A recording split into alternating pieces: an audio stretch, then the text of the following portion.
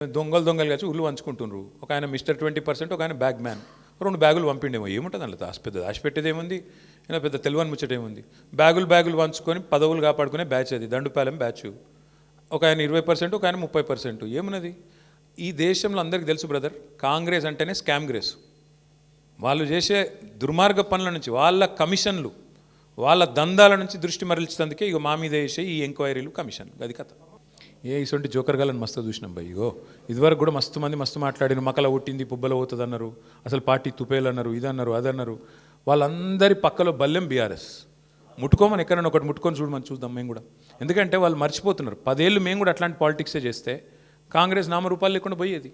ఇవాళ పాపం ఆయన అక్కస్సు, ఆయన బాధ అంతా ఏంటంటే, ఆయన పాపం కాంట్రాక్ట్ పద్ధతిలో, అవుట్సోర్సింగ్ పద్ధతిలో సీఎం అయిండు, పేమెంట్ కోటాలో. ఆయన బాధ అంతా ఏంది, సొంత ఐడెంటిటీ లేదు, ఇంకా ఎవరు గుర్తుపడతలేరు, ఇంకా కూడా గుర్తుపడతలేరు పాపం. గుర్తుపట్టకపోతే యాక్టర్లను జైలు వేస్తాడు, యాక్టర్లు పోయి బతిమలాడుకోకపోతే జీవోలు ఇయ్యాడు. ఆయన ఐడెంటిటీ క్రైసిస్లో ఉన్నాడు. ఆఖరికి ఏదో హార్వర్డ్ పోయి చదువుకుంటాడట, మరి చదువుకొని వచ్చి ఏం చెప్తాడో తెలియదు నాకు. కానీ ఇప్పుడు హార్వర్డ్ పోయి చదువుకున్నాకైనా మరి లాగుల తొండలు, లేకపోతే అదేంది మెడల పేగులు, ఇవన్నీ బంద్ అయితే అని ఆశిస్తున్నాం. గుడ్లు వీకుడు ఇవన్నీ బంద్ అయితే మంచిది. ఆడపోయినాక కూడా మరి ఇప్పుడు ఇంగ్లీష్ వచ్చిన వాళ్ళని తిడతాడు, నాకు ఒకటి తెలియక అడుగుతా. ఇంగ్లీష్ వస్తే ఆయనకి ఏం బాధనో నాకు తెలియదు. కానీ చిన్నపిల్లలు కూడా ఇలా రేపు అందరు బళ్ళలో, గవర్నమెంట్ బళ్ళలో కూడా మా అక్క నేతృత్వంలో మొత్తం ఇంగ్లీష్ పాఠశాలలు పెట్టినాం. అందరు ఇంగ్లీష్ నేర్చుకుంటారు. మరి ఈయన హార్వర్డ్ పోతాడు.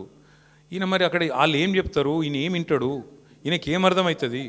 అర్థమైనాక మళ్ళీ బయటికి ఏం సర్టిఫికేట్ ఇస్తారు, ఏం మాట్లాడతాడు? మళ్ళీ వచ్చి మాకు భయం మాకుంది.